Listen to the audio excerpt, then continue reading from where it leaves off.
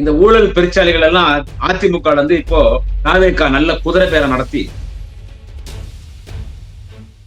இன்னைக்கு hours trading specialist யாருன்னு கேட்டா இந்தியன் பாலிடிக்ஸ்ல TVK. Just for names Joseph Vijay chief minister, but acting chief minister is Aadhav Arjuna. Vijay is just toy, that's all. Toy chief minister. அவரு இஷ்டத்துக்கும் பேசுற, ஒரு மரியாதை இல்ல, ஒரு தராத்தரம் இல்ல. எவ்வளவு தரங்கட்டுத்தனமா பேச முடியுமோ அவ்வளவு தரங்கட்டுத்தனமா ஆதவ் அர்ஜுனா பேசுறாரு. எங்களுக்கும் திமுகவுக்கும் ஒரு கணக்கு இருக்குது, ஒரு பாக்கி இருக்குது, தீர்க்க வேண்டியது இருக்குது. அந்த கரூர் சம்பவம் 41 பேரை நீங்க கொலை பண்ணீங்க. திரு மு.க. ஸ்டாலின் அவருடைய மகன் உதயநிதி ஸ்டாலினுக்காக காவல்துறை மூலமா 41 பேரை கொலை பண்ணிட்டாரு. என்னங்க குற்றச்சாட்டு, என்னங்க வார்த்தை? ஆதவ் அர்ஜுனா வாய்க்கையே பேசுறாங்க. நியாயமான வாதங்கள் எடுத்து வைக்கிறேன். சுப்ரீம் கோர்ட்ல சொல்லணும் யார் அக்யூஸ்ட். அதுக்கு முன்னாடி நீங்க எப்படி சொல்றீங்க அக்யூஸ்ட்? 928 கோடி ஊழல் வழக்கு, லாட்டரியில ஊழல் வழக்கு உங்கள் குடும்பத்தின் மீது இருக்கிறது. அதிலே அக்யூஸ்ட் நம்பர் 2 திரு ஆதவ் அர்ஜுனா அவர்களின் மனைவி. I am the shadow chief minister of Tamil Nadu. Totally all the IPS and IAS officers are under my control. நான் தான் எல்லாம் என்ன வேணாலும் பேசிட்டா திமுக பயந்து விடுமா? மிஸ்டர் ஆதவ் அர்ஜுனா, கலைஞர் குடும்பத்துல கடைசி முதலமைச்சர் திரு மு.க. ஸ்டாலின். சிரிப்பு தான் வருது எனக்கு. நீ சேர்த்திருப்பார் குட்கா விஜயபாஸ்கர், போதைப் பொருளை ஒளி பண்றிய ஒட்டுமொத்த போதைப் பொருளை குடோனே அவன் வீட்டுல தான் இருக்குது. எல்லாரையும் முடிச்சுட்டு வருவான் அப்பனும் புள்ளையும் சேர்ந்து. இப்ப உங்கள்கிட்ட வந்து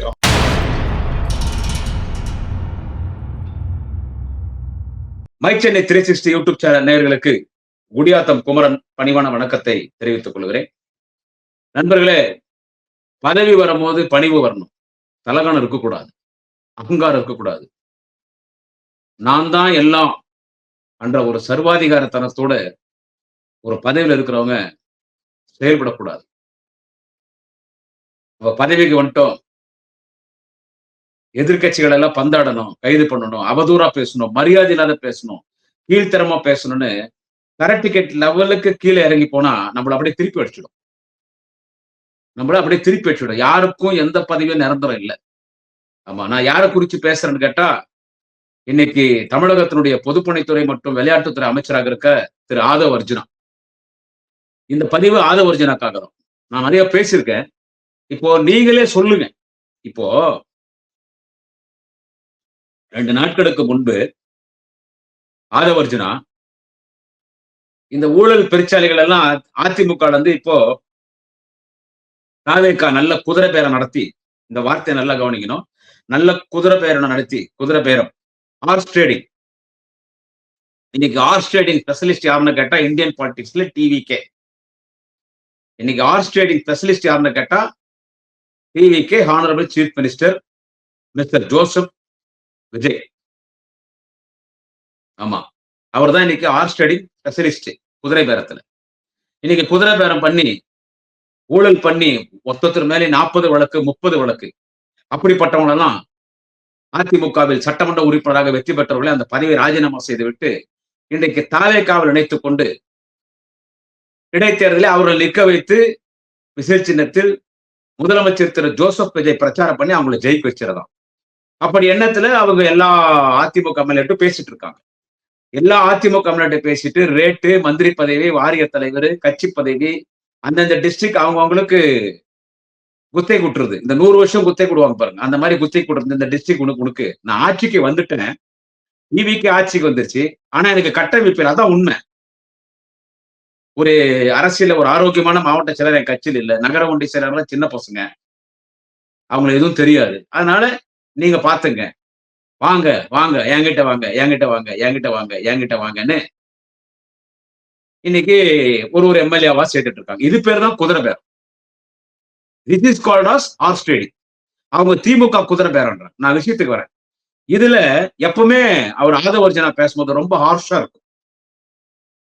அந்த கட்சியில ஒரு பெரிய பொறுப்புல இருக்கிறாரு. இன்னைக்கு மினிஸ்டர் ஆதவ் அர்ஜுனா. மினிஸ்டர் மட்டும் கிடையாது, just for name sake Mr. Joseph Vijay is Chief Minister of Tamil Nadu. Just for namesake, that's all. Just for namesake, Joseph Vijay is Chief Minister, but acting Chief Minister is Adhav Arjuna. Just Vijay is a just toy, that's all. Toy Chief Minister. He is in Adhav Arjuna's hand. Adhav Arjuna is functioning toy CM, Honorable Joseph Vijay. இது ஆங்கில பத்திரிகையில வந்தது. பேருக்குத்தான் இவரு யாரு, நம்ம திரு Joseph Vijay CM. ஆனா இவரை இயக்குறது யாருன்னு கேட்டா பொம்மை முதலமைச்சர். யார் யாரோ பொம்மை முதலமைச்சர், நாங்க இவர் தான் பொம்மை முதலமைச்சர். அவர் தயாரிச்சு கொடுப்பாரு, அதை இவர் படிப்பார் சட்டமன்றத்திலையும் கட்சி நிகழ்ச்சியிலும். சோ உண்மையான முதலமைச்சர் யாருன்னு கேட்டா ஆதவ அர்ஜுனா தான். எல்லா ஐபிஎஸ் ஆபீசர், ஐஏஎஸ் ஆபீசர், எல்லா மினிஸ்டர்ஸ் யார் கண்ட்ரோலர் கேட்டா ஆதவ அர்ஜுனா. அதனாலதான் இஷ்டத்துக்கு அவர் பேசுறாரு. அவரு இஷ்டத்துக்கும் பேசுறாரு. ஒரு மரியாதை இல்ல, ஒரு தராதரம் இல்ல. இதுக்கு முன்னால பேசுனது இப்ப ஒரு மந்திரி ஆயிட்டா எப்படி பேசணும்னு தெரியல. அந்த விழால பேசும்போது எவ்வளவு தரங்கட்டுத்தனமா பேச முடியுமோ அவ்வளவு தரங்கட்டுத்தனமா ஆதவ அர்ஜுனா பேசுறாரு. ஒரு வழக்கு நீதிமன்றத்திற்கு போது அந்த வழக்கை பத்தி பேசக்கூடாதுங்க. இவ்வளவு கூட தெரியல ஆதவ அர்ஜுனாக்கு. மாண்புமிகு அமைச்சர் தெரியல. ஒரு வழக்கு நீதிமன்றத்திற்கு கரூருடைய விஜயனுடைய தேர்தல் பரப்புரையில 41 பேர் கூட்ட நெரிசலிலே இறந்து போனார். அது நம்முடைய திராவிட முன்னேற்ற கழக திராவிட மாடல் அரசியல முதலமைச்சர் ஒரு ஓய்வு பெற்ற நீதிபதி வச்சு ஒரு கமிஷன் ஒன்று அமைச்சார் விசாரணை பண்றது. இல்ல எனக்கு அது வேணாம், எனக்கு சிபிஐ வேணும்னு சொல்லி திரு ஜோசப் விஜய் அவர்கள் கோர்ட்டுக்கு போனார். உடனே சிபிஐ விசாரணை அந்த கேஸ் எடுத்துனாங்க சிபிஐ. 2 முறை திரு ஜோசப் விஜய் அந்த அந்த அந்த வழக்கிலே சம்பந்தப்பட்டவர்கள் எல்லாரும் போயிட்டு வந்தாங்க சிபிஐ விசாரணைக்கு. அது அப்படியே இருக்கு, நீதிமன்றத்தில் இருக்கு. இதற்கடையில ஆதவ அர்ஜுனா எப்பவுமே அது திமுக கார் தான் பண்ணது, திமுக கார் தான் பண்ணது, திமுக கார் தான் பண்ணது. அதாவது முதலமைச்சர் தளபதி ஸ்டாலின் சொல்லி செந்தில் பாலாஜி தான் அதை பண்ணாருன்னு சொல்லி இருந்தவரு நேற்றைக்கு என்ன பண்றாரு ஆதவ அர்ஜுனா, அந்த அதிமுக ஊழல் சக்திகளை புதுக்கோட்டை விஜயபாஸ்கர், குட்கா விஜயபாஸ்கர், ரியல் எஸ்டேட் குவாரியில பல ஊழல் செஞ்ச கரூர் விஜயபாஸ்கர், இவங்க 2 பேரும் கட்சியில சேர்த்தாங்க இல்ல, ஊழலை ஒழிப்பேன், ஊழலை ஒழிப்பேன், ஊழல் ஒழிப்பேன்னு சொல்லி அத்தனை ஊழல் மன்னன்கள், ஊழல் பெருச்சாளிகளை இன்றைக்கு தாவகால சேர்த்துக் கொண்டிருக்கிறார். ஒட்டுமொத்த ஊழல் அரசியல்வாதிகளின் ஊழலமாக இருக்கிறது இன்றைக்கு டிவிகே கட்சி, தாவேகா கட்சி. அந்த 2 பேரும் சேர்க்கிற இணைப்புனால அதுல திரு ஆதவ அர்ஜுனா பேசும்பொழுது என்ன பேசினார்னு கேட்டா, எங்களுக்கும் திமுகவுக்கும் ஒரு கணக்கு இருக்குது, ஒரு பாக்கி இருக்குது, தீர்க்க வேண்டியது இருக்குது. அந்த கரூர் சம்பவம் எங்க தலைவரை பழி வாங்கணும்னு 41 பேரை நீங்க கொலை பண்ணீங்க. இந்த குற்றச்சாட்டு நல்லா கேளுங்க. ஆதவ அர்ஜுனா பேசுறது 41 பேரை நீங்க கொலை பண்ணீங்க. திரு மு.க. ஸ்டாலின் அவருடைய மகன் உதயநிதி ஸ்டாலினுக்காக காவல்துறை மூலமா 41 பேரை கொலை பண்ணிட்டார். என்னங்க குற்றச்சாட்டு, என்னங்க வார்த்தை, என்ன வார்த்தை? மந்திரியா இருந்துட்டா, ஆட்சி அதிகாரம் உங்கள்கிட்ட இருந்துட்டா நீங்க என்ன வேணாலும் பேசுவீங்களா? எத்தனை நாள் மக்கள் இதெல்லாம் பார்த்து அமைதியா இருப்பாங்க?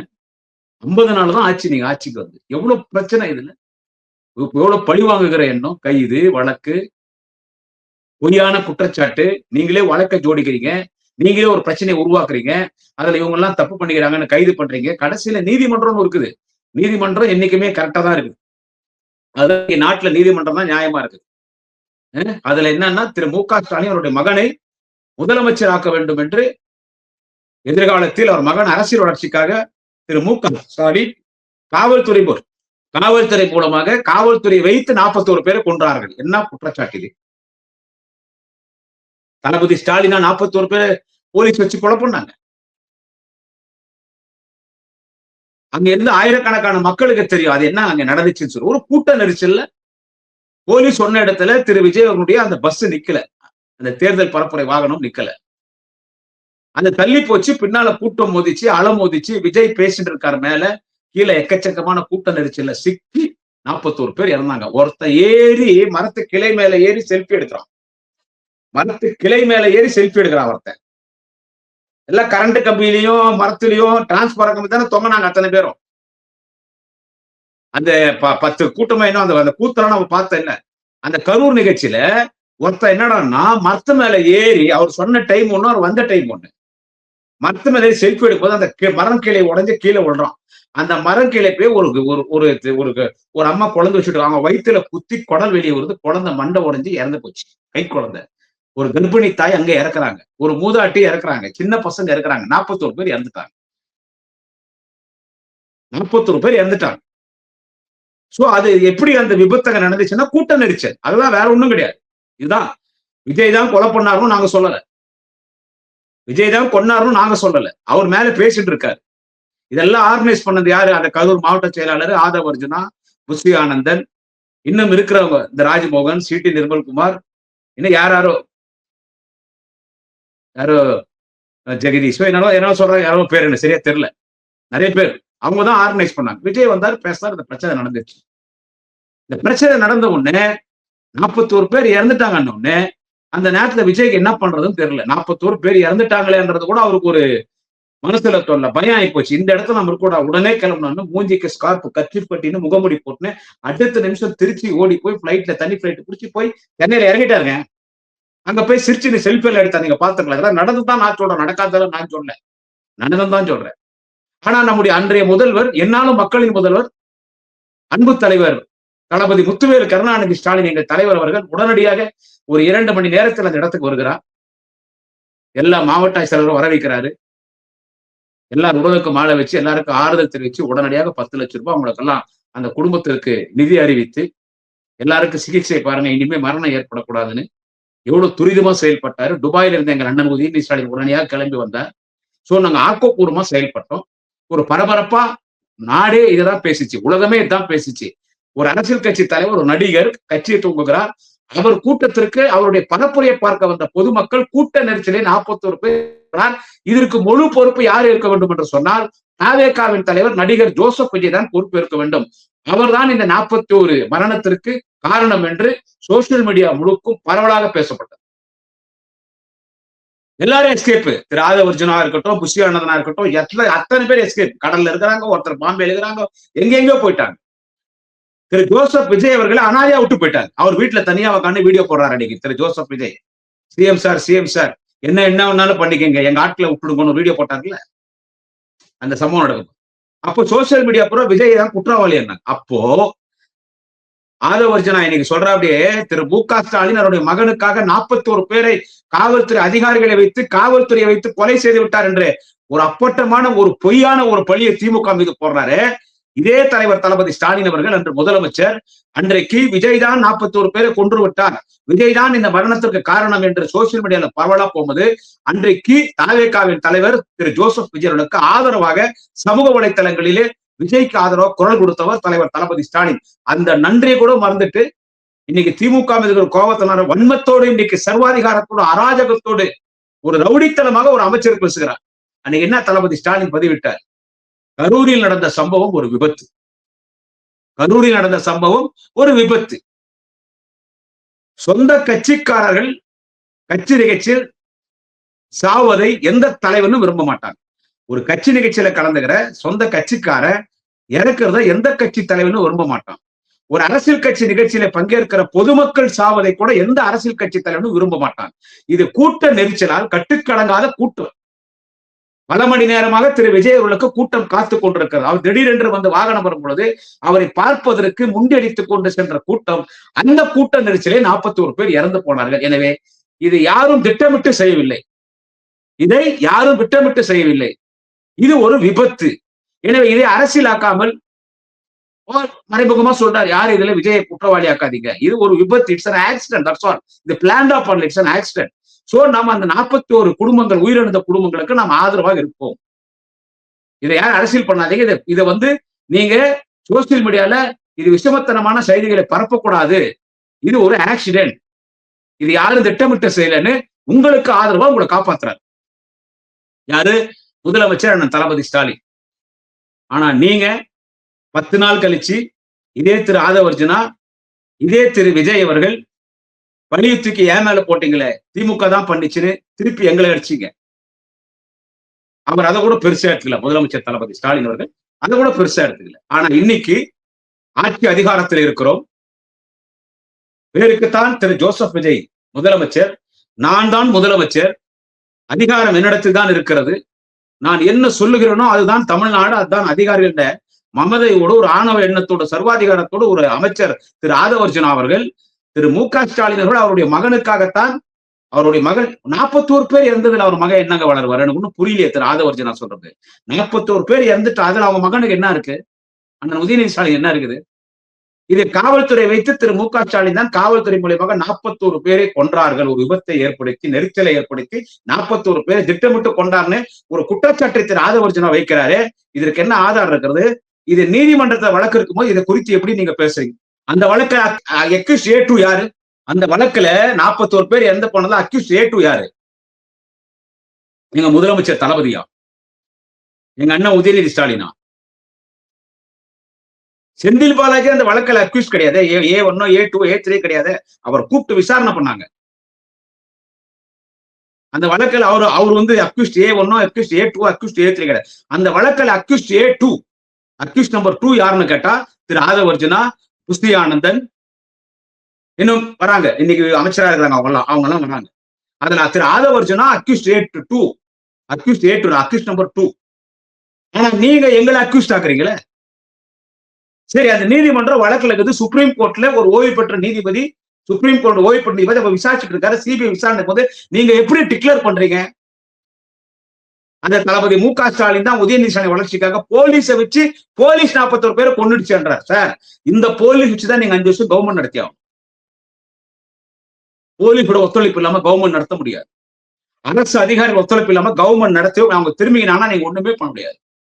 அதிகாரிகள் எல்லாம் ஒன்னாயிட்டா, டிபார்ட்மெண்ட் ஒன்னாயிட்டா நீங்க கவர்மெண்டே நடத்த முடியாது. அந்த போலீஸ் மேல குறை சொல்றேன். அந்த கரூருடைய அந்த விபத்து 41 பேர் என்ன பண்ணாங்க, அந்த வழக்கை விசாரிச்ச அதிகாரி தான் இன்னைக்கு இன்டெலிஜென்ஸினுடைய ஐடியா இருக்காரு. ஒரு முக்கியமான டிபார்ட்மெண்ட் பொலிட்டிக் இன்டெலிஜென்ஸ், அவங்க தான் உளவுத்துறை. எந்த நேரத்துல 24 மணி நேரத்துல சிஎம் தூங்கி நின்றாருன்னா 4 மணிக்கு தட்டி எழுப்பி இந்த நாட்டுல இப்படி சம்பவம் நடந்திருக்குதுன்னு சொல்லக்கூடிய ஒரு முக்கியமான டிபார்ட்மெண்ட் இன்டெலிஜென்ஸ்ன்றது. அவர் தான் இன்னைக்கு கரூர் சம்பவத்தை விசாரிக்கிற அதிகாரி தான் இன்டெலிஜென்ஸ் இன்னைக்கு அதிகாரியா இருக்கிறாரு. அவருக்கு தெரியாது இந்த சம்பவத்துல என்ன நடந்துச்சுன்னு சொல்லி. பழி தீக்காம மாட்டோம். ஒரு பழி இருக்குது. அவர் ஆதவ அர்ஜுனா சொல்றாரு, ஒரு பழி இருக்குது, எங்களுக்கும் அவங்களுக்கும் ஒரு பழி இருக்குது. என்னைக்கு கரூர 41 பேர் கொண்டு எங்க தலைவர் மீது பழி போட்டீங்களோ அன்னைக்கே எங்களுக்கு திமுக ஜென்ம விரோதி. இவர் பேசுறார், கோபமா பேசுறார். ஆதவ அர்ஜுனா ஜென்ம விரோதி, உங்களை விடமாட்டோம். என்ன பண்ணுவீங்க நீங்க? ஜட்ஜா அந்த வழக்கை விசாரிக்கிற ஓய்வு பெற்ற நீதிபதி மிஸ்டர் ஆதவ அர்ஜுனாவா? என்ன பண்ணுவீங்க? கோர்ட்ல ஒரு கேஸ் இல்லை, அவங்களே சொல்லணும் யார் அக்யூஸ்ட், இந்த மரணத்துக்கு யார் காரணம், யார் A1 அக்யூஸ்ட், யார் A2 அக்யூஸ்ட், யார் கோர்ட்ல சொல்லணும். அந்த கேஸ் கோர்ட்ல இருக்குது. சிபிஐ விசாரணை பண்ணும்போது ஆதவ அர்ஜுனா எப்படி சொல்றா? அப்படி மு க ஸ்டாலின் தான் அவர் மகனுக்காக போலீஸ் வச்சு கொலை பண்ணாரு, இது கண்டம் ஆஃப் த கோர்ட் இல்ல? விஷயம் தெரிஞ்சவங்க சொல்லுங்க. நான் நியாயமான வாதங்களை எடுத்து வைக்கிறேன். நியாயமான வாதங்களை ஆதவ அர்ஜுனா வாய்க்கையே பேசுறாங்க. நியாயமான வாதங்கள் எடுத்து வைக்கிறேன். சுப்ரீம் கோர்ட்ல சொல்லணும் யார் அக்யூஸ்ட். அதுக்கு முன்னாடி நீங்க எப்படி சொல்றீங்க அக்யூஸ்ட்? அந்த நீங்க தான் சிபிஐ விசாரணை கேட்டீங்க, சிபிஐல இருக்குது. எங்களை பார்த்து அக்யூஸ்ட் சொல்றீங்க. யாருங்க அக்யூஸ்ட்? மிஸ்டர் ஆதவ அர்ஜுனா, நீங்க தான் கரூருடைய அந்த விபத்துல 21 பேர் இறந்து போனாரு. அந்த சம்பவத்துல A2 அக்யூஸ்ட் நீங்க தான். நீங்க அக்யூஸ்ட். உங்களுடைய இன்னைக்கு திராவிட முன்னேற்ற கழகத்தின் அமைப்பு செயலாளர், முன்னாள் நாடாளுமன்ற மாநிலங்களவை உறுப்பினர், கட்சியின் மூத்த முன்னணி தலைவர், மூத்த வழக்கறிஞர் அண்ணன் ஆளுந்தூர் RS பாரதி உங்களுடைய பேச்சுக்கு கண்டனம் தெரிவித்து அண்ணா அறிவாலயத்தில் இன்றைக்கு அண்ணன் ஆளுந்தூர் RS பாரதி பேட்டி கொடுத்தாரு. அண்ணன் ஆளுந்தூர் RS பாரதி சொன்னதை நான் சொல்றேன். உங்க குடும்பத்தின் மீதே ஒரு மிகப்பெரிய வழக்கு கேரளா இருக்குதுன்னு சொல்லி அண்ணன் ஆளுந்தூர் RS பாரதி சொன்னதான் எனக்கு தெரியும். உங்க ஃபேமிலி பேக்ரவுண்ட் எல்லாருக்குமே தெரியும். யாரும் இங்க போய் பேசல. மார்ட்டினுடைய லாட்டரி குரூப்ஸ், உங்க தொழில் அதுதான், அது எல்லாருக்கும் தெரியும். மார்ட்டினுடைய மாப்பிள்ளை நீங்க. கேரளால மார்ட்டின் குரூப்ஸ் மேல லாட்டரி ஊழல்ல 928 கோடி 928 crores 928 கோடி ஊழல் வழக்கு, லாட்டரியில ஊழல் வழக்கு உங்கள் குடும்பத்தின் மீது இருக்கிறது. அதிலே அக்யூஸ் நம்பர் 2 திரு ஆதவ அர்ஜுனா அவர்களின் மனைவி. கேரளாவிலே லாட்டரி ஊழல் வழக்கிலே 928 கோடி ரூபாய் ஊழல் வழக்கில் கேரளா மாநிலத்தில் அக்யூஸ் நம்பர் 2 யார் என்று கேட்டால் திரு ஆதவ அர்ஜுனாவுடைய மனைவி. இந்த செய்தியை சொன்னது யார் என்று கேட்டால் அண்ணன் ஆளுந்தூர் RS பாரதி இன்னைக்கு அறிவாலயத்திலே பேட்டி தந்தார். அப்பதான் எனக்கே இந்த மேட்டர் தெரியும். சோ லாட்டரி வழக்குல உங்களுடைய மனைவி அங்கே கேரளாவிலே அக்யூஸ் நம்பர் 2 இருக்கிறார். நீங்கள் இங்கே கரூரிலே 41 பேர் இறந்து போன அந்த விபத்து, அதுல நீங்கள் அக்யூஸ் நம்பர் 2. நீங்க திமுக பார்த்து அக்யூஸ் பண்றீங்க. திமுக பார்த்து அக்யூஸ் பண்றீங்க. கோர்ட் சொல்லணும் சார், அது கோர்ட் சொல்லணும் யார் அக்யூஸ்ட். நீங்க என்ன பழி தீர்த்துருவீங்க? என்ன கத்தி எடுத்து வெட்டிடுவீங்களா? ஜெயிலுன்னு இருந்தா பயிலுன்னு இருக்குதுங்க. ஜெயலலிதாவே பார்த்தவங்க. ஆட்சிக்கு வந்து 1 மாசத்திலே 1.5 மாசத்திலே கலைஞர் அந்த அம்மா எப்படி தெரியுமா கைது பண்ணாங்க? கிறிஸ்டோபர், முகமது அலி, இப்படி அதிகாரிகள் வச்சு எப்படி கைது பண்ணாங்க? அவ்வளோ பெரிய தலைவரை எப்படி கைது பண்ணாங்க? நாடே கொந்தளிச்சு போச்சு. இந்த மாநிலத்தின் ஆளுநரை ஒன்றிய அரசு அப்ப வாபஸ் வாங்குச்சு. பல அதிகாரிகளை ஒன்றிய அரசு மாத்துச்சு. எவ்வளவு பெரிய தலைவன். 100 பேர் இறந்தான். 100 பேர் இறந்தான். அதையும் நாங்க பார்த்தோம். நாங்க ஜெயலலிதா விட ஒரு சர்வாதிகாரி பார்க்க முடியுமா? ஆனா அந்த அம்மையார் செய்த ஜெயலலிதா இன்னொரு 20 வருஷம் உயிரோடு இருந்திருக்கும். நீங்க எல்லாம் கட்சி ஆரம்பிச்சிருக்க மாட்டீங்க. முதலமைச்சர் ஆவது இருக்கட்டும், கட்சியே ஆரம்பிச்சிருக்க மாட்டீங்க. இது உங்கள பார்த்து நாங்க பயந்துருவோமா? எப்ப போலீஸ் தான் 41 பேரை கொலை பண்ணுச்சுன்னு திரு ஆதவர்ஜுனா 41 பேரை போலீஸ் தான் கொலை பண்ணுச்சுன்னு திரு ஆதவர்ஜுனா சொன்னாபடியோ, தெரிஞ்சு சொன்னாரோ தெரியாத சொன்னாரோ, நம்ம என்ன பேசினாலும் நம்ம கேட்கறதுக்கு ஆள் கிடையாது. நீதிமன்றம்னு ஒண்ணு இருக்குது, மறந்துட்டு பேசுறாரு. நீதிமன்றம்னு ஒண்ணு இருக்குது. நாளைக்கு நீதிமன்றம் ஆதவர்ஜுனா அமைச்சர் பதவியில இருந்து விடுவிக்கணும்னு ஒரு ஜட்ஜ்மெண்ட் கொடுத்தாங்கன்னா மந்திரி பதவி காலி. இப்படியே பேசினு தான் சொல்றேன். நீதிமன்றம் ஒண்ணு இருக்குது.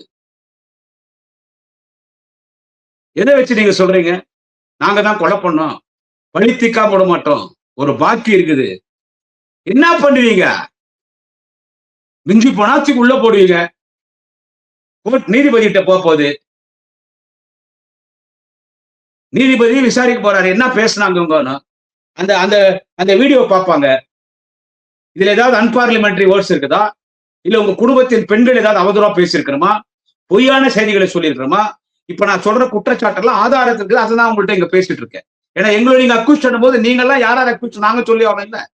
அந்த அந்த வழக்குல திமுக அக்யூஸ் யாருமே அங்க குறிப்பிடல. நீங்க முதலமைச்சராக இருந்த அண்ணன் தளபதி ஸ்டாலினை சொல்றீங்க, காவல்துறையை சொல்றீங்க. மிரட்டிட்டா பயந்துருவாங்களா? நீங்க திமுக தளபதி ஸ்டாலின் தான் இந்த 41 பேர் கொலை பண்ணாரு போலீஸ் டிபார்ட்மெண்ட் மூலியமா. தன் மகன் உதயநிதி ஸ்டாலினுக்காக நான் ரெக்கார்ட் பேசுறீங்கல்ல. இன்னைக்கு உங்கள் மீது உச்ச நீதிமன்ற சுப்ரீம் கோர்ட்ல இன்னைக்கு 2 வழக்குகள் தொடரப்பட்டிருந்த பெட்டிஷன் ஃபைல் பண்றாங்க. அதுல முக்கியமானது கண்டம் ஆஃப் த கோர்ட். ஒரு நீதிமன்றத்தை வழக்கு இருக்கும் பொழுது இவர்தான் கொலை செய்தார் என்று அப்படியே நீங்க ஓப்பன் ஸ்டேட்மெண்ட் கொடுங்க. அது சுப்ரீம் கோர்ட் ஜட்ஜ் சிபிஐயே அறிவிக்க கூடாது. அவங்க நீதிமன்றத்துல தாக்கல் பண்ணணும் அவங்களுடைய ஆதாரங்கள். அதை வச்சு நீதிமன்றம் சொல்லணும். உங்க மேல கண்டம் ஆஃப் த கோர்ட் ஒரு வழக்கு, இன்னொரு வழக்கை அண்ணன் ஆலந்தூர் பாரதி தாக்கல் செய்திருக்கார். திரு ஆதவர்ஜுனா அவர்களே, ஆலந்தூர் பாரதியை பத்தி உங்களுக்கு தெரியாது. அம்மையார் ஜெயலலிதாவுக்கு சிறை தண்டனை பெற்று தந்தவர். ஒரு முறைக்கு 3 முறை அம்மையார் செல்வி ஜெயலலிதா முதலமைச்சர் பதவி இழந்தார். ஜெயலலிதாக்கு சிறை தண்டனை பெற்று தந்தவர் தான் அண்ணன் ஆலந்தூர் ஆர் எஸ் பாரதி. சட்ட நிபுணர்கள், சட்ட வல்லுநர்கள் எங்களிடத்தில் இருக்கிறார். அன்று எடப்பாடி பழனிசாமி கடற்கரை தலைவர் கலைஞருக்கு இடம் தரமாட்டேன் என்று சொன்னவுடன் வில்சன் என்கின்ற ஒரு மாபெரும் வழக்கறிஞர் நீதிமன்றத்திற்கு சென்று கலைஞரை கடற்கரையிலே தான் அங்கே அவர் அடக்கம் செய்ய வேண்டும் என்று தீர்ப்பை பெற்று தந்தவர். அப்படிப்பட்ட வக்கீல்கள்லாம் எங்கள்கிட்ட இருக்கிறாங்க. நானும் பேசுறது இல்ல மிஸ்டர் ஆதவர்ஜுனா. இன்னைக்கு நீங்க அரசாங்க வக்கீல் போடுறதுக்கு தேடுறீங்க. உங்க கட்சி யாரும் இல்ல. 30 லட்சம், 20 லட்சம், 10 லட்சம் இப்ப போட்டிருக்காங்க. குடியாத்துல போட்டிருக்காங்க, வேலூர்ல போட்டிருக்காங்க, திருப்பத்தூர்ல ஆடு திருடின கேஸ்ல ஒருத்தர் 10 வருஷம் முன்னால 100 ஆடு திருடின கேஸ்ல வாணியம்பாடியில எஃப்ஐஆர் புக்கான ஒரு வக்கீல் தான் இன்னைக்கு திருப்பத்தூர் மாவட்டத்தினுடைய அரசு வக்கீல். நீங்க வக்கீல்களுக்கே துட்டு வாங்கி தான் போட்டுக்கிறீங்க.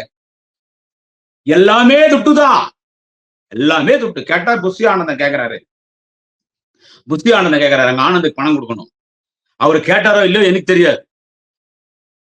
அவங்க கட்சிக்கார சொல்றது புஷி ஆனந்தன் எல்லாத்துக்கும் பணம். என்னவோ லஞ்சம் வாங்க மாட்டோம், லஞ்சமே வாங்க மாட்டோம், லஞ்சம் வாங்கினவளையும் நான் விட மாட்டோம், எங்க பேர் தப்பு சொல்ல விட மாட்டோம், லஞ்சம் இதுக்கு முன்னால வாங்கினதையும் விட மாட்டோம். அவ்வளோ அப்படியே சினிமாவில் அப்படியே ஒரு நாள் முதலமைச்சர் முதல்வன் மாதிரி நீங்க டைப் பண்ணி கொடுத்துட்டீங்க.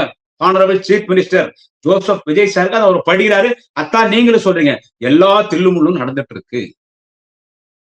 எங்கள்கிட்ட வக்கீல் இருக்காங்க, நீதிமன்றம். நீங்க பேசிட்டீங்க. நான் அமைச்சர். I am the shadow chief minister of Tamil Nadu. Totally all the IPS and IAS officers are under my control. I am functioning the government. நான் தான் எல்லாம் என்ன வேணாலும் பேசிட்டா திமுக பயந்து விடுமா? மிஸ்டர் ஆதவர்ஜுனா என்ன சொல்றீங்க? கலைஞர் குடும்பத்துல கடைசி முதலமைச்சர் திரு மு க ஸ்டாலின். சிரிப்பு தான் வருது எனக்கு. என்னது சிரிப்பு வருது? திமுக எவெல்லாம் அழிஞ்சிடுச்சு, இனி திமுக யாரும் முதலமைச்சர் இல்லைன்னு யாரெல்லாம் பேசினாங்களோ அவங்களுக்கெல்லாம் கல்லறை கட்டினவரு தலைவர் கலைஞர், மணிமண்டபம் கட்டினவர் தலைவர் கலைஞர், அவங்க உடலுக்கு மலர் வளையம் வைத்தவர் தலைவர் கலைஞர், அவங்களுக்கு இரங்கல் கடிதம் எழுதியவர் தலைவர் கலைஞர். அதை மனதில் வைத்துக் கொள்ளுங்கள். Mind it mister Aadhav Arjuna. உங்களுக்கு அரசியல் தெரியும்.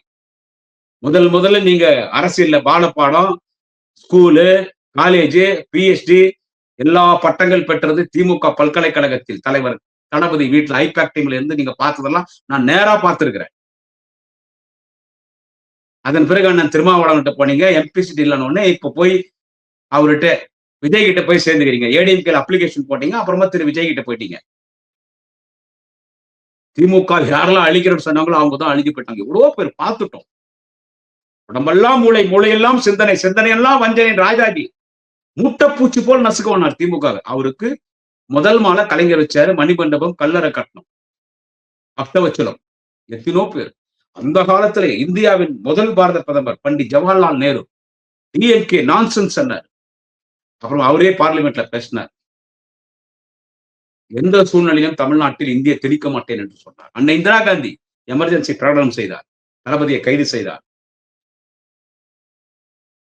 அதே Indira Gandhi mister Karunanidhi, mister Kalaignar Karunanidhi, you please forgive me என்று மன்னிப்பு கேட்டாங்க தமிழ்நாட்டில்.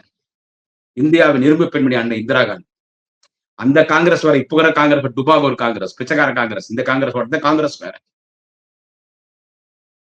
காமராஜரை கூட திமுக எதிர்க்க வேண்டிய சூழ்நிலை வந்தது ஒரு கட்டத்துல. காமராஜரும் திமுக எதிர்த்தார். காமராஜர் கடவுளுக்கு சமமானவர் பெருந்தலைவர் காமராஜர். குடியாத்தம் இடைத்தேர்தலில் பெருந்தலைவர் காமராஜர் நிற்கும் பொழுது குணாலா மணாலா சென்று வா குடியாத்தம் வென்று வா கோட்டைக்கு என்ற அறிஞர் அண்ணா தலைவர் கலைஞர் பாராட்டினார், பெரியார் பாராட்டினார். அவரோடு நாங்க அவரையும் எதிர்த்து அரசியல் பண்ணியிருக்கிறோம். ராஜீவ்காந்தி எதிர்த்து அரசியல் பண்ணியிருக்கிறோம், வென்று இருக்கிறோம். புரட்சி கலைஞர் விஜயகாந்தும் எங்களை எதிர்த்து அரசியல் நடத்தினார். ஒரு நல்ல தலைவர். 13 வருஷம் புரட்சி தலைவர் எம்ஜிஆர் அவர் இருக்க வரைக்கும் அவர் தான் முதலமைச்சர். அவரையும் எடுத்து அரசியல் பண்ண. அவருக்கு முதல் மாலை வச்சிருந்த Kalaignar. Real iron lady of Tamil Nadu politics Selvi Jayalalithaa. அந்த அம்மாவை எடுத்து அரசியல் பண்ணி அவருக்கும் இரங்கல் கடிதம் எழுதிய பிறகுதான் தலைவர் கலைஞர் மெரினாவில் ஓய்வெடுக்க சென்றார். இந்த வரலாறுகளை திரும்பி பார்க்கும்போது அவங்க முன்னால நீங்க யாரு? கலைஞர் குடும்பத்துல மு.க. ஸ்டாலின் கடைசி முதலமைச்சர். அடுத்து என்ன சொல்றாருன்னா, நீங்க கொள்ளடிச்ச பணம் எடுத்து லண்டனுக்கு எங்கன்னா போயிடுங்க, இங்க இருக்க கூடாது. என்ன மிரட்டுறியா? மிரட்டுறியா? சரி, நான் இன்னொன்னு கேட்கிறேன் திரு ஆதவர்ஜுனாவை. நீங்க ரொம்ப நேர்மை, தூய்மை, ஊழல் பண்றது இல்ல, 50 நாள்ல இன்னும் யாருக்கிட்டையும் நாங்க லஞ்சம் வாங்கல, இன்னும் யார்ட்டு லஞ்சம், இன்னும் நீங்க ஃபண்டே எதுக்கும் ஒதுக்கல. நீங்க ஹைவேஸ்க்கு, பிடபிள்யூக்கு, மாநகராட்சிக்கு, நகராட்சிக்கு, பேரூராட்சிக்கு எல்லாம் ஃபண்ட் எல்லாம் ஒதுக்குங்க. அதான் வக்கீலுக்கே பெரிய வசூல் வாட்டி நடத்திட்டு இருக்கீங்களே. உங்க ஆட்சியில ஊழல் நடக்குதுன்னு விடுதலை சிறுத்தைகள் கட்சியினுடைய மூத்த முன்னணி தலைவர் அண்ணன் திருமாவளவன் அவர்களுடைய ராஜ விசுவாசி பாலாஜி அவர்கள் ஊழல் குற்றச்சாட்டு ஆதாரத்தோட சொல்லியிருக்கார். ஆதாரத்தோட சொல்லியிருக்கிறார். நீங்க ஊழல் அமைச்சரோட உங்க கட்சிக்கு சேர்க்கறீங்கள, சட்டமன்ற உறுப்பினர் பதவி ராஜினாமா செஞ்சுட்டு வந்து சேர்த்துட்டு இருக்கீங்களே ஊழல் அமைச்சர், அதை கம்யூனிஸ்ட் உங்க கூட இருந்துனே கண்டிக்கிறாங்க. அண்ணன் திருமாவளவனும் கண்டிக்கிறார், எல்லாரும் கண்டிக்கிறாங்க. இப்போ ஊழலை ஒழிச்சிடறோம். நீங்க என்ன சொல்றீங்க? எங்க முதலமைச்சர், எங்களுக்கு என்னைக்கும் முதலமைச்சர் அண்ணன் தலைவர் தளபதி ஸ்டாலின் தான், மக்களின் முதல்வர் அவர். மீண்டும் அந்த முதலமைச்சர் சீட்ல உட்காருவார். நீங்க சொல்றீங்க ஆதவர்ஜுனா கலைஞர் குடும்பத்துல கடைசி முதல்வர் மு.க. ஸ்டாலின். விஷயத்துக்கு வர என்ன சொல்ற? கொள்ளடிச்ச பணம் எல்லாம் திரு மு.க. ஸ்டாலின் எடுத்துட்டு போய் லண்டன்ல போய் எல்லாம் செட்டில் ஆயிடுங்க. என்ன மிரட்டுறியா? அதிகாரம், ஆட்சி அதிகாரம் உங்ககிட்ட இருக்குது, மிரட்டுறியா? போய் செட்டில் ஆயிடுங்க எல்லாம். சரி, நான் இன்னொன்னு கேட்கிறேன் ஆதவர்ஜுனாவை. கொள்ளடிச்சாங்கன்னு சொல்ற, அதாவது எங்க தலைவர் தளபதி குடும்பம் கொள்ளடிச்சிச்சு, அந்த கொள்ளடிச்ச பணம் வச்சிருக்கல, சரி எடுத்துட்டு போய் லண்டன்ல செட்டில். என்ன இப்ப நாங்க கொள்ளடிக்க போறோம், நீ இருந்தா எங்களுக்கு பிரச்சனை. நீ கொள்ளடிகளுக்கு நீ கொள்ளடிச்சிட்ட, நீ லண்டனுக்கு போயிடு, இனி மீதி இருக்குது நாங்க கொள்ளடிச்சிரோம்னு சொல்ற. அப்ப கொள்ளடிச்சேன்னு சொல்ற Aadhav Arjuna, what evidence you are having? எப்படி நீங்க பிளேம் பண்றீங்க எங்க தலைவர் தளபதி ஸ்டாலினுடைய ஃபேமிலியை? நீங்க கொள்ளடிச்சீங்க, உங்ககிட்ட என்ன ஆதாரம் இருக்கு? பார்ட்டி ஃபண்டுன்னு நீங்க எழுதி கொடுத்தது உங்க தலைவர் முதல்வர் தளபதி உங்களுடைய மிஸ்டர் ஜோசப் விஜய் சட்டமன்றத்தில் படிச்சார்ல, பார்ட்டி ஃபண்ட் எல்லாம் கிடையாது, பார்ட்டி ஃபண்ட் எல்லாம் கஜானாக்கு போயிடும். பார்ட்டி ஃபண்ட் வரும், அதை கஜானாக்கு அமைச்சிடணும். அப்ப பார்ட்டி ஃபண்ட் நீங்க வாங்குறீங்கன்னாலே அப்ப நீங்க லஞ்சம் வாங்குற மாதிரி தானே. பார்ட்டி ஃபண்டே கிடையாதுன்னு சொல்ல, பார்ட்டி ஃபண்ட் எல்லாம் வாங்கி நான் கஜானால சேர்த்தோம்னா அப்ப நீ லஞ்சம் வாங்குற. அப்ப நீ பார்ட்டி ஃபண்ட் வாங்குற, அப்ப நீ லஞ்சம் வாங்குற. இப்ப நீ கொள்ளடிச்ச பணம் எல்லாம் எடுத்து லண்டனுக்கு போயிடும்னா அப்போ கொள்ளடிச்சிருக்காருன்ற தளபதி ஸ்டாலின், நீ லண்டனுக்கு போயிடுன்ற. அப்படி அவர் கொள்ளடிச்சிருந்து உண்மைன்னா அதை நிரூபணம் பண்ணுங்க, வழக்கு போடுங்க, நிரூபிங்க. ஒரு கொள்ளடிச்சிருக்காரு 10,000 கோடின்னு. ஆமா, உண்மையிலே நானே சொல்றேன். எந்த நிலையிலும் தலைவர் தளபதி அண்ணன் முத்துவேல் கருணாநிதி ஸ்டாலின் உள்ள புரட்டு தொண்டன் குடியாத்த குமர சொல்றேன்.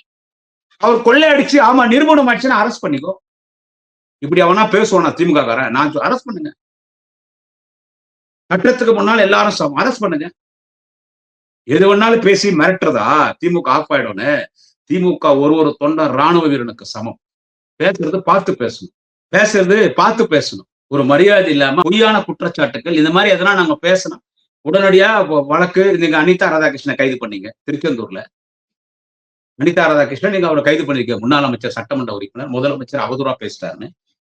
நான் முதலமைச்சர் ஒருமையில பேசுறதோ, அவங்க வீட்டு பெண்களை பத்தி பேசுறதோ, இன்னொருட தொடர்பை பத்தி பேசுறதோ எனக்கு உடன்பாடு கிடையாது. அவர் இப்போ சிஎம், இதுக்கு முன்னால வேற, இப்போ ஒரு சிஎம்.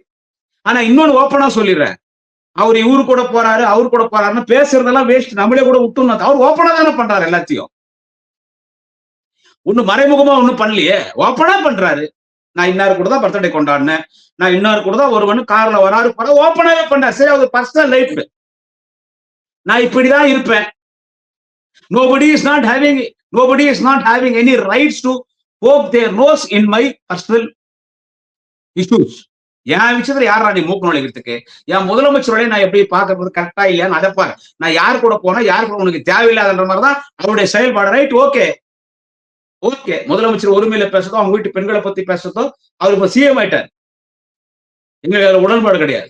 ஆனா உங்களுக்கு குற்றச்சாட்டு ஆதவர்ஜனா பேசுறது எவ்வளவு ஒரு அராஜகம், எவ்வளவு ஒரு சர்வாதிகாரம், எவ்வளவு ஒரு அநாகரிகமா பேசும்போது, கொள்ளையடிச்சு பணத்தை போய் லண்டன்ல திமுக ஒரு கட்சி இல்லைன்னா என்ன ஆகுது தமிழ்நாடு?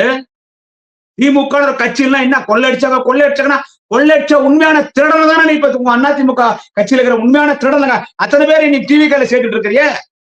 அவனுங்க தான் என் ஊழலன் ஊட்டுக்கண்ணே. நீ சேர்த்திருப்பார் குட்கா விஜயபாஸ்கர், போதைப்பொருளை ஒழிப்பன்றிய ஒட்டுமொத்த போதைப்பொருளை குடோனே அவன் வீட்டுலதான் இருக்குது. ரியல் எஸ்டேட்ல கல்குவாரியில எவ்வளவு பெரிய அக்யூஸ் தெரியுமா? அந்த விஜய் 30 வழக்கு, அந்த விஜயபாஸ்கர் மீது 40 வழக்கு. இதுக்கு முன்னாடி கட்சியில சேர்த்தவங்க யாரு? இன்னி நீ சேர்க்க போறவங்க எல்லாம் யாரு? கண்டிப்பா எல்லா அண்ணாதிமுக மேலே ஒருத்தரா உங்கள்கிட்ட தான் வரப்போறாங்க. நீங்க ரூலிங் பாட்டுக்கிறீங்க, உங்கள்கிட்ட தான் வருவாங்க. விசில நின்னா ஜெயிச்சிடலாம், ரிசைன் பண்ணிட்டு விசில நின்னா ஜெயிச்சிட்டான்னு எல்லாம் வராங்க. மக்கள் என்ன முடிவு எடுப்பாங்கன்னு தெரியல. மக்கள் நல்ல முடிவு எடுத்தா நாடு நல்லா இருக்கும். ஏன்னா இந்த மக்களை நம்பி நம்மளால எதுவும் பேச முடியாது. அது அவரு அனிதா ராதாகிருஷ்ணன் அரெஸ்ட் பண்றீங்க. ஆனா அரெஸ்ட் பண்ணது கூட நீங்க பண்ணிக்கங்க. அவர் சிஎம் அவதூறா பேசிட்டாருன்றீங்க. எங்களுக்கு லீகல் விங் இருக்குது, அவருக்கு அட்வொகேட்ஸ் இருக்காங்க, அது கோர்ட்ல பாத்துக்கலாம். ஆனால் இன்றைக்கான அனிதா ராதாகிருஷ்ணன் ஒரு குற்றச்சாட்டை வைக்கிறார்.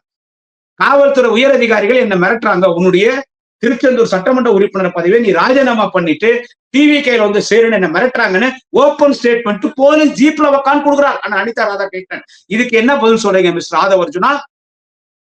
போலீஸ் ஜீப்ல உக்காந்து ஸ்டேட்மெண்ட் கொடுக்குறாரு, என்ன டிவிகேல சேர சொல்லி மிரட்டுறாங்கோ, என்னுடைய எம்எல்ஏ பதவியை ரிசைன் பண்ண சொல்றாங்க, எம்எல்ஏ பதவி ரிசைன் பண்ணிட்டு டிவிகேல சேரு, இடைத்தேர்தலில் நாங்க உங்களுக்கு சீட் தரோம், ஜெயிச்சுட்டு தாவேக்கால இந்த மாவட்டத்துல பணியாற்றுன்னு சொல்லி என்ன மிரட்டுறாங்கன்றது அண்ணன் அனிதா ராதாகிருஷ்ணன் போலீஸ் வண்டியில உட்காந்துன்னு போலீஸ் அதிகாரிகள் மிரட்டுறாங்கன்னு அவரு சொல்றாரு. அதாவது மேலிடத்துல சொல்லி போலீஸ் அதிகாரிகள் மிரட்டுறாங்க. எங்களுக்கு போலீஸ் என்ன பிரச்சனை இருக்குது?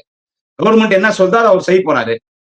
திமுக கவர்மெண்ட்ல போலீஸ் ஃப்ரீடமா விட்டோம், இங்க அவங்க கண்ட்ரோல் வச்சுட்டு இருக்காங்க எங்களெல்லாம் பழி வாங்குறதுக்கு.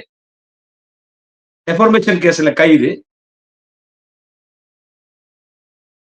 ஒரு அமைச்சர் என்னடான்னா சிடி நிர்மல்குமார் அரசியல் இருந்து ஒதுக்கிங்கோ. யார் அரசியல் இருந்து ஒதுக்குது? அவர் யார்? சிடி நிர்மல்குமார். இன்னைக்கு அண்ணன் ஆனந்தர் பாரதி சொன்னாரு, தலைமை கழக வழக்கறிஞர் அண்ணன் பரந்தாமன் சொன்னாரு. அவங்க சொன்னதான் நான் சொல்றேன், அறிவாலயத்துல சொன்ன ஸ்டேட்மெண்ட். சிடி நிர்மல்குமார் யாருங்க? RSS, BJP, ADMK, TT Vijayan, Amma Makkal Munnetra Kazhagam, 4 கட்சி பார்த்துட்டு 5வது கட்சிக்கு நீ டிவிக்கே வந்திருக்கிற. நீ எங்க தலைவர் முதலமைச்சரை பார்த்து நீ ஒதுங்கோ அரசியல்ன்றது குதிரை பேர் நடத்துறாங்கன்னு சொல்லி அனிதா ராதாகிருஷ்ணன் நீ அரெஸ்ட் பண்ணா அவதூறு வழக்குல அரெஸ்ட் பண்ணிருக்கிற. அரெஸ்ட் பண்றியா, கைது பண்றியா, பண்ணிக்கோ. வெயில வெளியே வர போறாரு, கேஸ் கோர்ட்ல பார்க்க போறாரு. என்னத்துக்கு அனிதா ராதாகிருஷ்ணன் நீங்க மிரட்டுறீங்க? என்னத்துக்கு சார் மிரட்டுறீங்க? உன் எம்எல்ஏ பத்தி ராஜினாமா பண்ணிட்டு நீ டிவிகேல சேர்ந்து ஏன் மிரட்டுறீங்க? அவரு சொல்றாரு. அனிதா ராதாகிருஷ்ணன் பஸ்ல உட்காந்து சொல்றாரு. எனவே இப்படிப்பட்ட ஒரு அநாகரிகமான அரசியல், ஒரு அராஜக அரசியல், ஒரு சர்வாதிகார அரசியல், ஒரு ரவுடித்தன அரசியல், ஒரு கேடித்தன அரசியல், இதெல்லாம் ஆரோக்கியம் கிடையாது. இதெல்லாம் திமுக எதிர்கொள்ளும். எனவே திரு ஆதவர்ஜன் அவர்களே, நம்ம 2 பேரும் ஒரே தொகுதி, கேவிக்குப்பம் தொகுதி. நீங்க தொண்டான் துளசி, நானு கொண்டசமுத்திர பஞ்சாயத்து, பாண்டிய நகர்.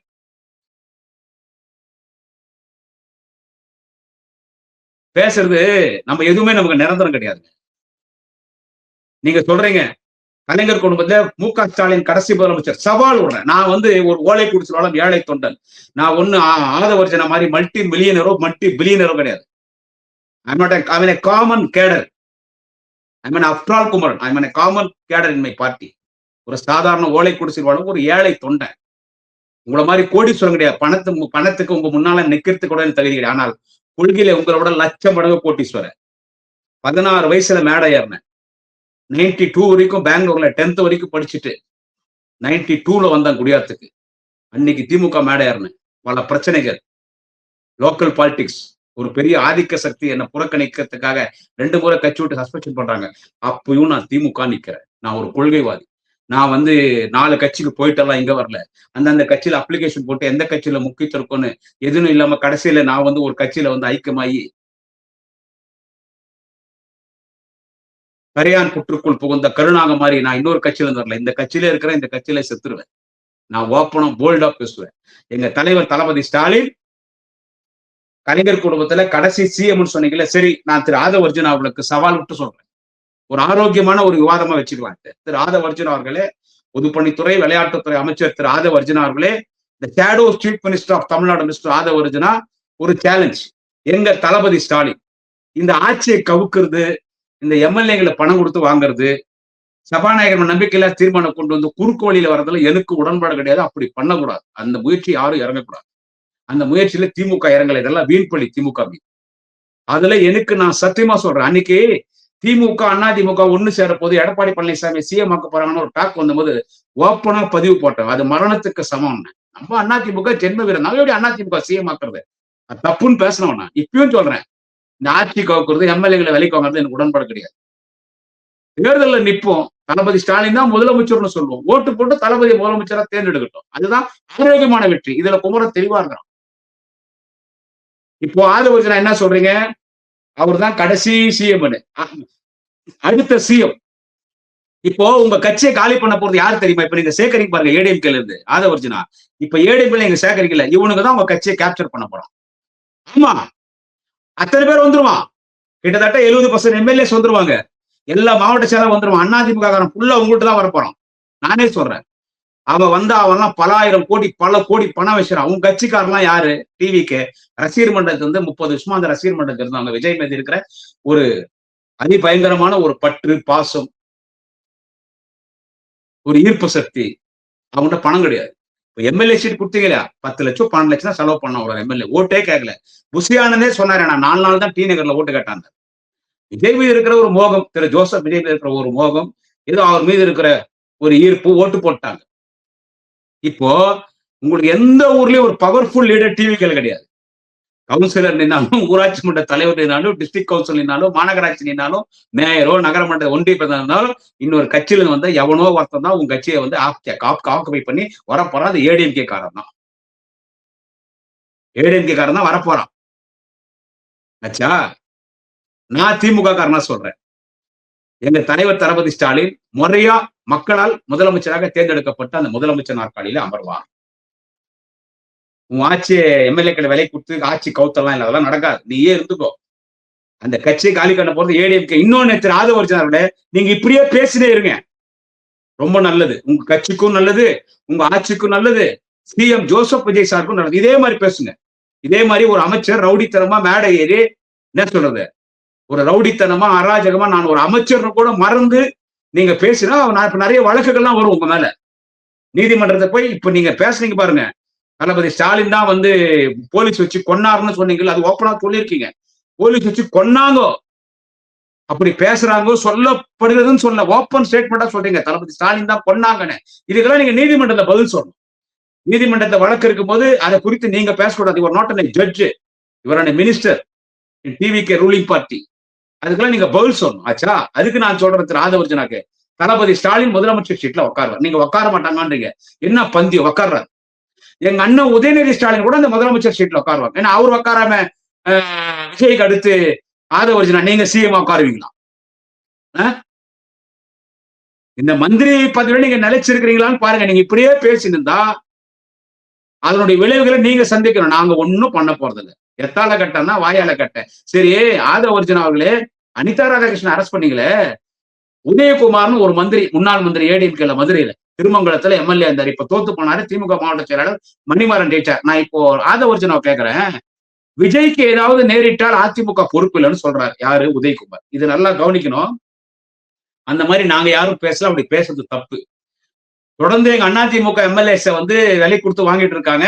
எங்க அதிமுக கட்சியை காலி பண்ண ஜோசப் விஜய் பாக்குறாரு. எனவே முதலமைச்சர் திரு ஜோசப் விஜய்க்கு ஏதாவது நேரிட்டால் அதிமுக பொறுப்பு இல்லைன்னு ஒரு முன்னாள் அமைச்சர் உதயகுமார் ஒருத்தர் பேசுறாரு. அவர் மீது என்ன நடவடிக்கை எடுத்தீங்க? அவர் கைது பண்ணி என்ன எவ்வளவு பெரிய வார்த்தை? ஏதாவது நேரிட்டால் நாங்க பொறுப்பு இல்லைன்னா வெட்டிடுவாங்களா, சுட்டுடுவாங்களா, கொலை பண்ணிடுவாங்களா, எப்படி வேணாலும் எடுத்துக்கலாமே. உதயகுமார் ஒரு சிஎம் சொல்றாரு, அவர் மீது வழக்கு போட்டீங்களா? உங்களுக்கு கண்ணு திமுக மேல. இப்போ எம்எல்ஏ மிரட்டி அனிதா ராதாகிருஷ்ணன் பதவி ராஜினா பண்ணிட்டு எங்கள்கிட்ட வாழ்றீங்க. உட்கார்றார், சேலஞ்ச் பண்றேன். உட்கார முடியாது. கடைசி சிஎம் சொன்னேன். ஆதவ அர்ஜுனாவுக்கு சொல்லுகிறேன். திரு ஆதவ அர்ஜுனார்களே, எங்க தலைவர் தளபதி ஸ்டாலின் சிஎம் சீட்ல உட்கார்றார். அவர் அடுத்த தேர்தல் அவர் சிஎம் சீட்ல தலைவர் தளபதி ஸ்டாலின் உட்கார்ல, திரு விஜய் தான் வந்துட்டாரு. எங்க தளபதி ஸ்டாலின் அடுத்த முறை சிஎம் சீட்ல உட்கார்லன்னா உங்க ஊர் லத்தேரி, உங்க Thondan தொழிற்சிக்கு head quarters Latheri bus ஸ்டாண்ட்ல எங்க அண்ணன் ஏபி நந்தகுமார் கட்டின பஸ் ஸ்டாண்டு, அந்த லத்தேரி பஸ் ஸ்டாண்ட நான் பொங்குறேன். ரொம்ப மரியாதையா நான் ரொம்ப கௌரவமா சொல்றேன்.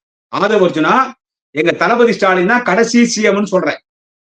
கலைஞர் குடும்பத்துல எங்க தளபதி ஸ்டாலின் சிஎம்மா வருவார்.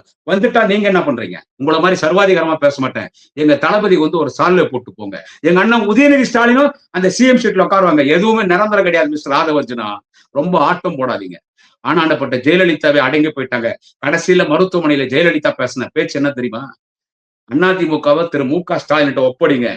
இந்த கட்சியை வழிநடத்தி யாரும் இல்ல. 100 ஆயிடும் நாங்க. அந்த அம்மா கடவுள் மாதிரி சொன்னாங்க. அதான் இன்னைக்கு நடந்துருக்குது. அந்த கட்சியை இன்னைக்கு நீங்க கேப்சர் பண்ணிட்டீங்க. அது உங்க திறமை, அது அவங்களுடைய weakness. It's none of my business. அது எனக்கு தேவையில்லாத விஷயம். அதனால ஆதவ அர்ஜுனாவோட சொல்கிறேன், பார்த்து பேசுங்க. நீதிமன்றத்தில் அண்ணன் நாளந்திர பாரதி வழக்கு தொடர்ந்து இருக்கிறாரு. நான் இவ்வளவு நேரம் பேசுறது வாய்ப்பு இருந்தா நீங்க பாருங்க.